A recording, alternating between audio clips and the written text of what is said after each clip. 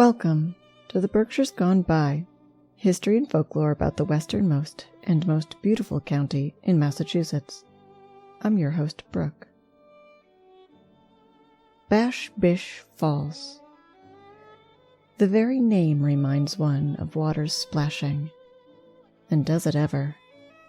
Bash Bish Falls is as close to not in the Berkshires as an attraction can get without actually leaving the state.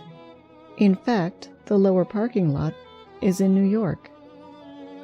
But let me begin again. Bash Bish Falls is the tallest waterfall in Massachusetts, and it is located at the extreme southwestern corner of Berkshire County, in the town of Mount Washington, not to be confused with Washington, also located in the Berkshires. Seek out my episodes entitled Washington Half Abandoned and The Ghosts of October Mountain for more on that town. But no, today I mean Mount Washington. The Berkshire Mountains are the southern tail of the Green Mountains. The name of the range changes at the Vermont border, and then changes again where the tip of the tail crosses into Connecticut and becomes the Litchfield Hills. But Mount Washington, Massachusetts, and the hollow that Bash Bish Falls is tucked into are not part of the Berkshire Range. They are part of the Taconic Range that runs along a portion of the Berkshire Range on its west side. The hollow that the falls sit in lead to a narrow pass that the river itself flows through. The falls rush from a height of 200 feet in a series of steps before plunging over the last step of about 80 feet. Mountains jet upward on both sides, making the falls seem small in comparison, but that is simply an illusion. For eons, following the river through the pass has been the easiest form of travel through the mountains for the Native Americans of the area. Mount Washington, Massachusetts was settled in 1692 and incorporated in 1779. And from day one, the falls were an attraction. And the people who came to visit the falls needed accommodation, feed for horses, later on fuel, and meals. But Mount Washington has never really had a cohesive village center. However, there was a village just over the line in New York State named Copiague Falls. Over time, it had the hotels and services the travelers needed. It also had a flourishing ironworks and rail line. Later on, however, it suffered from a problem caused by the border between the states itself. If you look at a map of Massachusetts, or just Berkshire County, you'll notice that the northwestern corner, where the state meets the New York and Vermont borders, the lines come to a nice sharp point. But if you look at the southwestern border, it appears dented in. This wasn't always the case. It used to come to a nice point as well. But that created a haven for crime. This point was once part of Mount Washington, and thus Massachusetts, and a very small village there was named Boston Corner.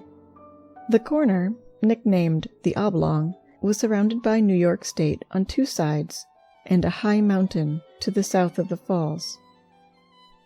A low-minded man might commit a crime in Copiague and hop into this protected pocket of Massachusetts where the New York law couldn't reach him. Likewise, someone might commit a crime in Greater Berkshire County and hurry over the tall mountain pass to hang out in this triangle of Massachusetts, ready to duck across into New York State at a moment's notice. And with only one harrowing mountain road that went directly from Massachusetts into this village, word got around really fast when the law was on the way. Because of the protection supplied by the mountain and the ease of escape in other directions, it became a popular location to hold bouts of the then outlawed sport of bare-knuckle prize fighting. A famous fight took place here in 1853 between John Morrissey and Yankee Sullivan. About 3,000 people witnessed the fight that lasted for an amazing 37 rounds. But the punch that broke the boxer's jaw was also the straw that broke the camel's back. The surrounding communities and both states involved had had enough of the free-for-all that flourished in Boston Corner. 2 years later, on January 11th, that corner of land, owned by Massachusetts, was ceded to the state of New York and became part of Ancrum, New York. Now, well within the reach of New York law enforcement, Boston Corner became a quiet village. Over the years, residency dwindled, and now it's a simple hamlet, easy to miss if you blink while driving by. Copiague Falls could rest easy and focus on its industry and tourism, with less rowdy entertainment available, the excellent trout fishing, and, of course, Bash Bish Falls would have to do to lure people in. The falls, and thus Copiague Falls, were a popular stopover for some people from New York City on their way to their Berkshire cottages in the early summer. And since it wasn't a protected park area at the time, a hotel was built against the falls itself. It was called Bash Bish House, and its famed porches were so close to the falls that people upon them could feel the spray. Herman Melville and his wife Lizzie stayed at this hotel for many days. Bash Bish House and other nearby hotels became romantic destinations and a place for honeymooners, with fine meals, live music, dancing, and well-appointed rooms. Oh, and the view. It's to die for. But Bash Bish House is gone now. But what's remained is a story. The falls have, for a long time, been the backdrop for a Lover's Leap story. Lover's Leap stories are tales of romance, most commonly between two Native Americans who simply cannot be together for one reason or another. And out of desperation or distress, one of the two, usually the young lady, jumps to her death from a high place. These stories are very common in tourist locations with a height. The Berkshires alone have 3 of these stories. There is no real evidence that the story actually took place, even minus the supernatural element. But it is part of this spot now, and thus part of its history. The names are in question, as these are not native names used by the tribes in the area, but as stories are passed down, things get lost in the shuffle, so I assume they were anglicized. The story begins with a fair native squaw, Bash Bish. Her people lived close to the falls, and she was said to be beautiful and kind. But despite her good nature, her beauty stirred envy in the other women. One of her friends couldn't take it anymore, and claimed that Bash Bish had committed adultery against her husband. Death was the punishment for such a crime. Despite her refusal to admit any wrongdoing, she was punished by being strapped to a canoe and sent to her death over the falls. But as she fell, the onlookers saw her suddenly engulfed by a cloud of butterflies. These dispersed the moment the canoe hit the water. Her people hurried to the bottom of the falls and found there the smashed canoe, but not Bash Bish. Over the years, Bash Bish's little daughter grew into an even more stunning woman than her mother. Her name was White Swan. She married the son of the chief, who was named Weowea, which meant whirling wind. But the thing they longed for most, she couldn't give, because it seemed that White Swan was unable to have children. The elders thought that perhaps this was retribution from the Great Spirit for killing Bash Bish.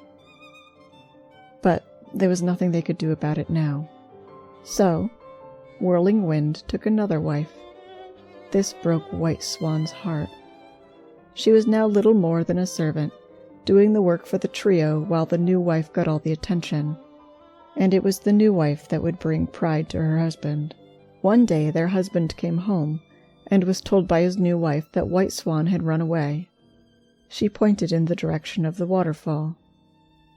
Whirling Wind raced in that direction and reached the falls in time to see his wife climb atop a high ledge. White Swan called, weeping, "Mother," over and over, "I want to be with you." It was to her husband's great surprise that a pair of hands broke the surface of the rushing water above the falls. The glowing hands gave way to arms, and a face smiling upward. "Mother!" White Swan screamed. The face gave way to a head and shoulders, to a whole stunning figure, a beautiful woman, unwavering, yet floating mere inches above the torrent of water. Whirling Wind rushed, panicked, up to his first bride. White Swan turned her head and now saw him there. She uttered his name, just loud enough for him to hear, but then turned her eyes toward the spirit beckoning her, and White Swan stepped from the edge. Whirling Wind hurried forward to grab her but was unable. He was fast enough, however, to see his love fall into the embrace of the ghost as they both vanished beneath the surface. Whirling Wind, sickened by the guilt and loss of his true love, wasted no time in leaping in after them. Hours later, when Whirling Wind and White Swan failed to come home, his second wife went for help in locating them. The tribe began to search. Finally, they found Whirling Wind, his battered body in the pool beneath the falls. But they never found White Swan, just as they'd never found her mother. It's been said that on still summer nights, the ghostly figures of mother and daughter can be seen for an instant, gazing up and out from beneath the waters of the waterfall at the stars and the world. It's this sort of tale that made this place the romantic destination of the area and the era. But what's not at all romantic is that falling from the cliffs above the falls hasn't been all that uncommon. In fact, Bash Bish made AOL's list of top 10 most dangerous tourist destinations. 25 deaths have been recorded as a result of jumping or falling into the falls, and countless people have been injured doing the same thing over the years. The pool at the bottom is unreadable from the top. It's impossible to see through the mist and ripples, the underwater outcroppings that have killed many a foolish person who'd risk jumping from above in the past. The mountains on both sides that spike high above offer beautiful but dangerous views. Many have simply gotten too close to the edge. The upper parking lot gives access to an overlook that had to be surrounded by railing and fence to keep people from toppling off the side. From there, down and to the left, the railing descends sharply down a rocky slope to the water above the first cascade. The railing is in disrepair and hardly helps, and crossing to the other side at the point at which the railing leaves you is strongly discouraged. The current here is very strong, but many people cross further upstream where the water is more shallow. This is still dangerous. People have slipped on wet rocks and hit their heads. If you make it across, on the other side of the narrow river, there's yet another railing that runs up the sharp precipice on the south side of the waterfall. There are more beautiful views from up here. Even some graffiti carved into the stones high above, dating from the early 1800s. But again, this is terribly unsafe, especially for small children, who should not be allowed close to the railing. We have to remember that this is a force of nature, and can't simply be fenced in. It is the responsibility of us all to keep careful footing and not partake in activities that would risk our safety. There is a much easier access road from the lower parking lot, just over the New York state line. There are many reasons to visit the falls, and this area. Mount Washington is a town of very few people, but of bountiful natural beauty. The views from above the falls are outstanding. The majesty of the falls itself is not to be missed, and the long list of animals that can be spotted in the area make it well worth a visit. In fact, the area around Bash Bish Falls is also one of the last natural homes of the very rare eastern rattlesnake. This snake is very placid when not threatened, and should be left alone if spotted, and gives fair warning if you are a little too close. So, just back up. There are actually 2 separate parks that share a border to create this section of protected land. One is Mount Washington State Forest, and is 4,000 acres. The other one is the Taconic State Park, and is made up of 5,000 acres. Trails open to the public web through both parks, and offer a wide array of vistas, views, and types. Some easy, and some quite difficult.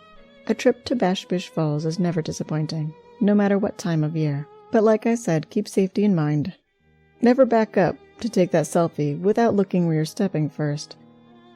There is no admission fee, but in the peak of summer months, when the air in the hollow is nice and cool, it can sometimes be hard to find a parking spot.